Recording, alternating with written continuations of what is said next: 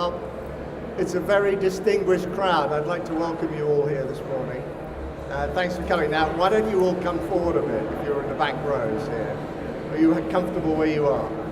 Comfortable? Okay. I'm going to talk for a few minutes this morning about building a business of the future. It's loosely based around my book, which I'll tell you about in a minute. Just so, for those of you who don't know me, I head up the Entrepreneurial Services Group at Smith & Williamson.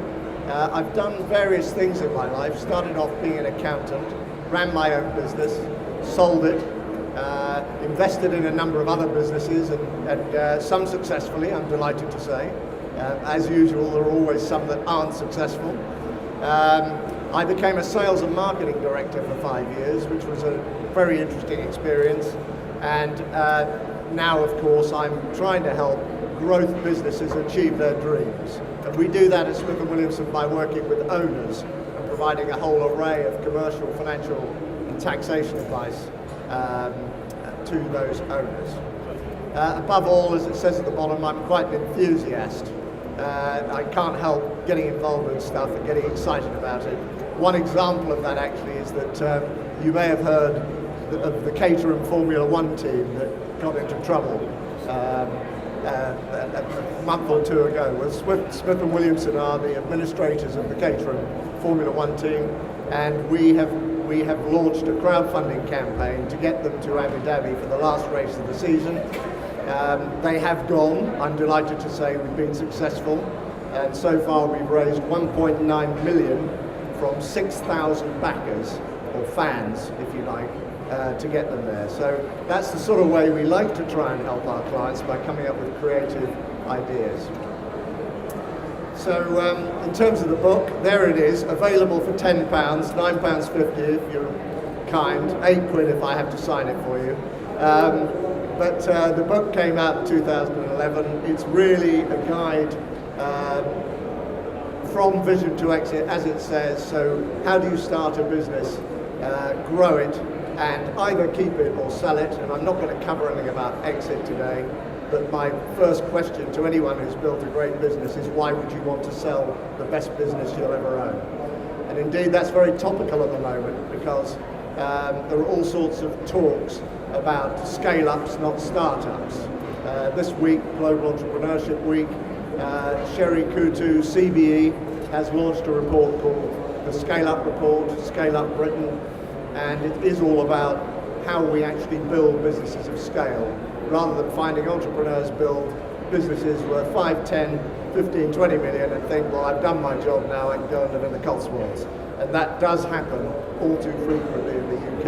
We're looking for people who are going to carry on past that.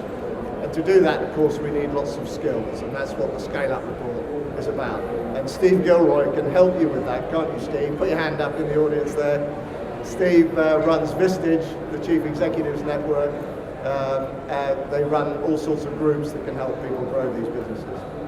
So briefly, the story behind the book was that I was sailing a very small boat down in Devon and doing very badly. My cousin is a very well-known yacht designer, and I rang him up one day and I said, Nigel, how do you win a yacht race? And he said, it's very simple, guy. All you've got to do is 100 things better than anybody else. And so I thought, well, that's a pretty good thing to think about in terms of business. And that's actually where the origins of the book came from. How do you do 100 things better than anyone else? It actually started with a road test, 100 things you've got to do better than anyone else, and then turned into this book. And I would like to say there are far more than 100 good things in this book, which you need to have a look at. But, so that's that. So just briefly today, a little bit about my beliefs. I am more of an entrepreneur than an accountant at heart, and I hope that my beliefs reflect that. Something about entrepreneurial traits, and then a few looks at a few of the bits of the content in the book, which you can see here, which I will just touch on briefly. And if anyone wants to ask a question, it's not easy in this environment, but we'll see if we can get everyone together at the end somehow. So here are some beliefs. If you turn the same handle, you get the same result. We all know that's the definition of madness. It's amazing how many people are still convinced that if they carry on doing what they've always been doing forevermore, they think something will turn out differently, and it doesn't. And it's not a surprise. You know, you have to experiment, you have to innovate, otherwise you will not be successful. Unless, of course, you have hit upon that magic formula. And even that will only last for a period of time. So you've got to keep on innovating. My next one is, if you've got nothing to do, go and polish the church pews. Something will happen. A lot of people get what I call frozen in the headlights. They get to a situation in their lives, or businesses, where they think, you know, I just don't know what to do next. And the answer is, you've got to do something. You can't just sit there, because again, if you sit there and do nothing, nothing will happen.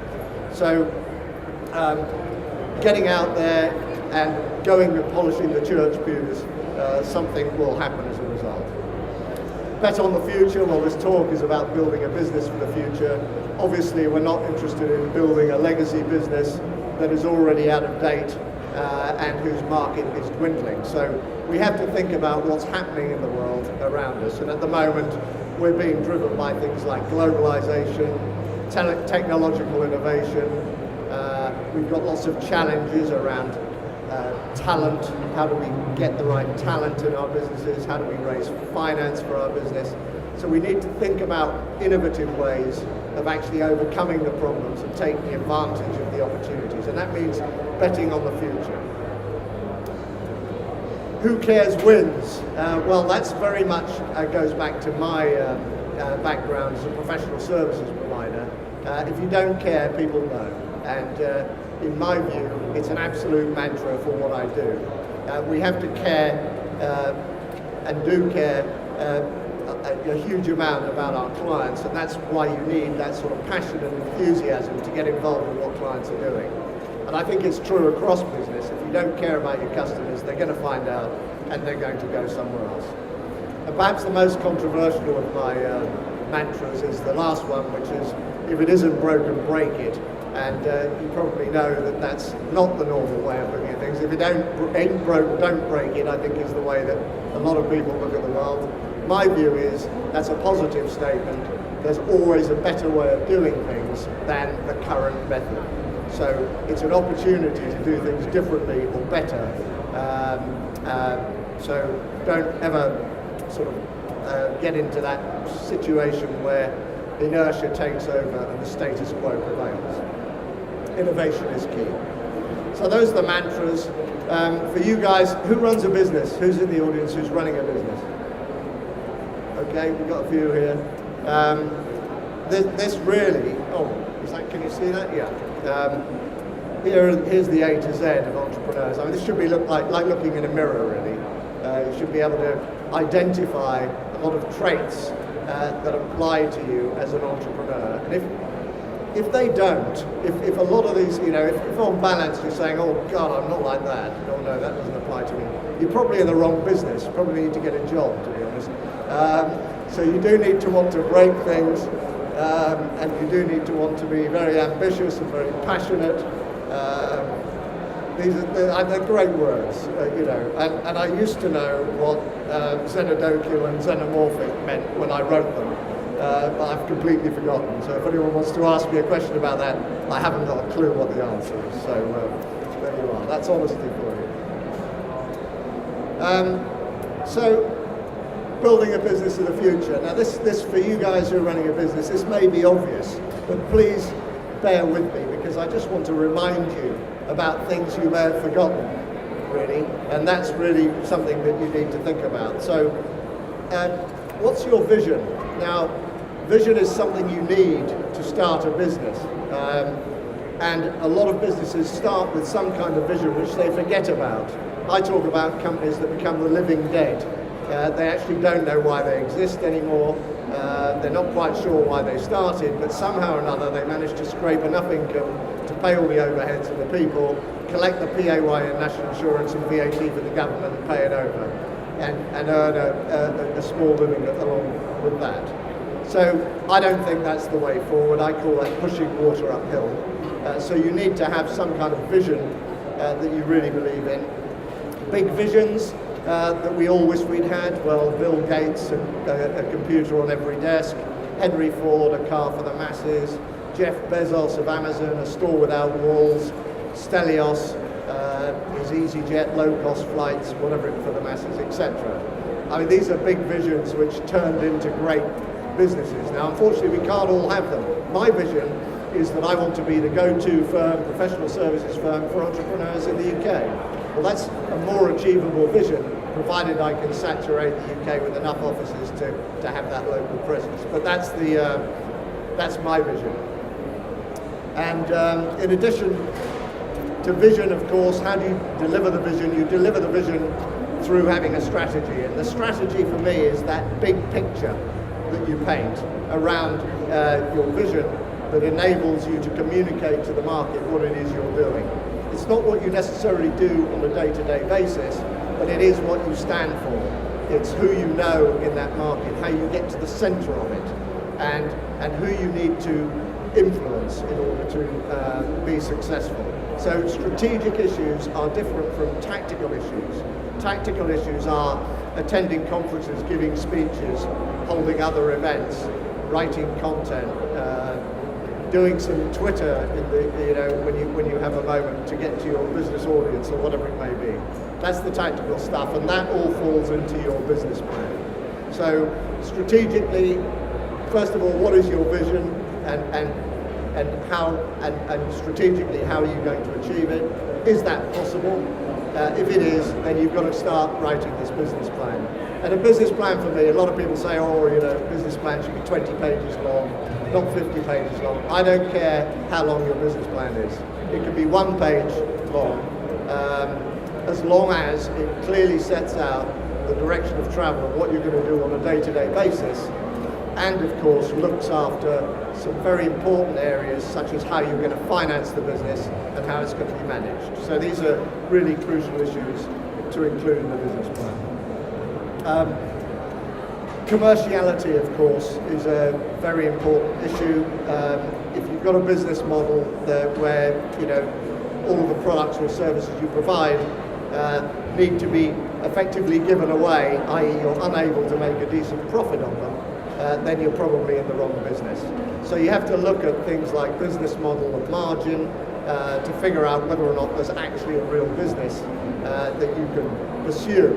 And again, depending on your ambition, you need to think about scalability and whether or not you can create a big market. Now, of course, you can now create quite a big market out of quite a small niche due to technology, the advances in the availability of the web and all that side of life.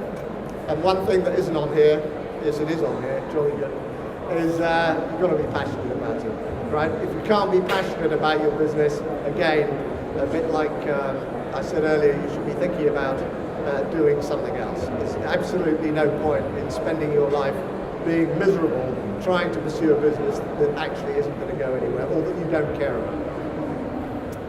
So that's that. That was real basics. Now, at the moment, I started by telling you about our crowdfunding campaign at F1. There are now a plethora of ways of financing a business. Is anyone in the room who's started their business and financed it themselves? Hands up. Okay. Who's raised third-party capital? Okay. Who's raised debt? Anyone got debt? Okay, you got a bit of debt in there. All right. So businesses really get financed through 3 sources. One is internal reserves, or the reserves of the founder. Another is external equity, and the third is debt. And you can't really get debt till you've got something to secure it against. Good morning, Martin. How are you?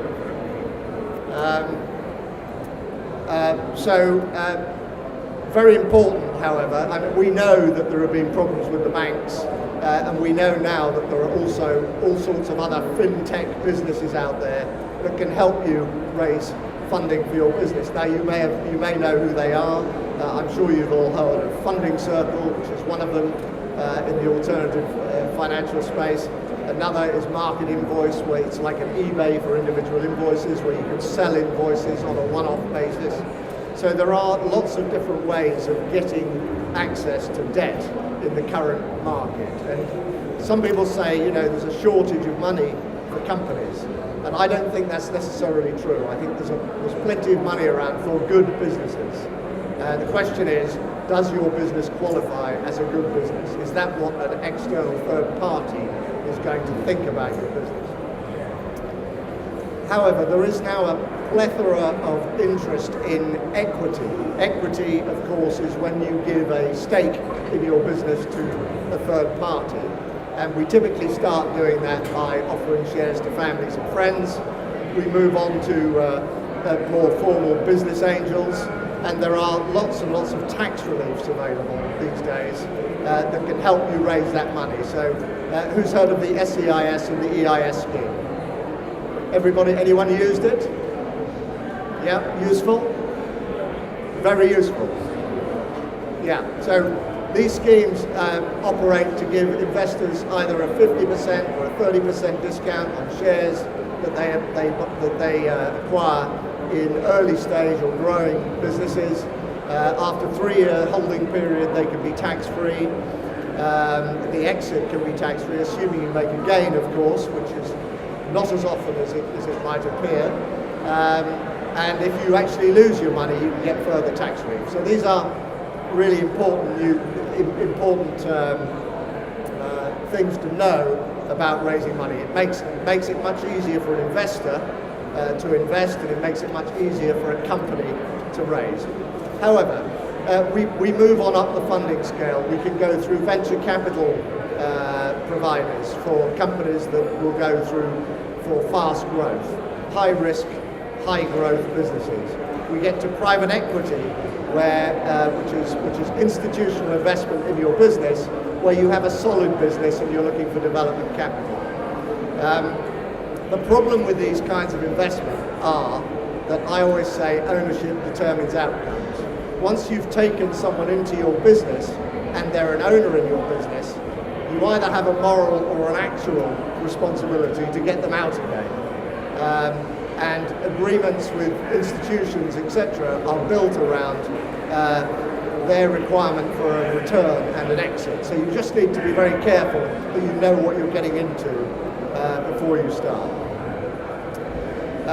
One of my colleagues says you need to, if you're going to invest in a company, you need to back a digger, but it's always better if they're digging on top of the gold mine. And I think that's very, very true. So the investors are looking, if you're looking for investment in your business, they're looking at the management team, i.e. the diggers, and they're looking for the business and its area of expertise or specialism, i.e. the gold mine. So those are really important factors to get external investment. And of course it can be quite tempting when you get offered that $1 million of funding for 20% of your business to say, Eureka, we've made it, I can now go off and run the business.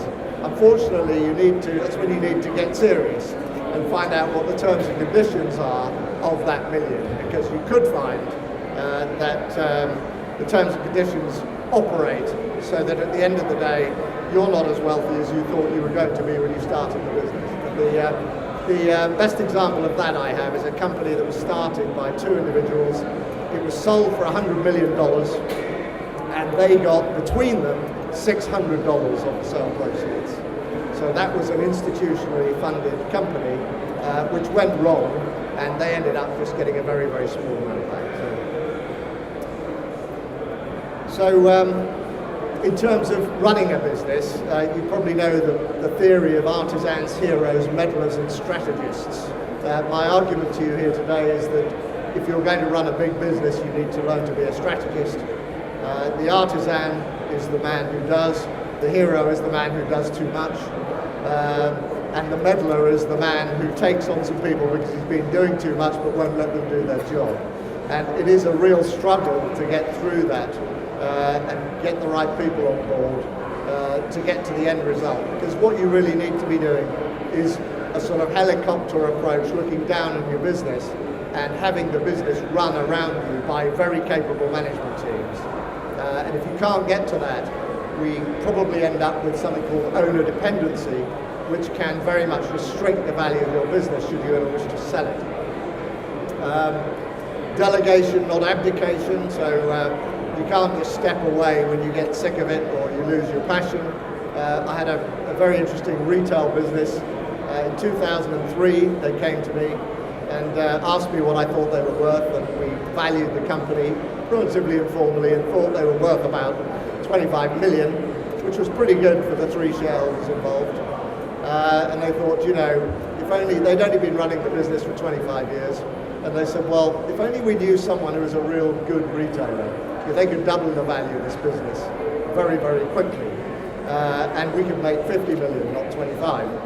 And so they went out and they took on a FTSE 100 director in that business. And that FTSE 100 director managed to turn the profit of 3 million in that business into a loss of 6 million in a year, in one year, and basically bankrupted the business. So don't throw the keys at someone you think can do the job. You know, bring them in nice and gently and figure out whether or not they're doing the right things. Someone who did that actually was Nick Jenkins at Moonpig. He took a guy on as his COO, secretly hoping that he would make the grade of CEO, which he did. And then Nick stepped upstairs to becoming equity chairman, executive chairman, sorry.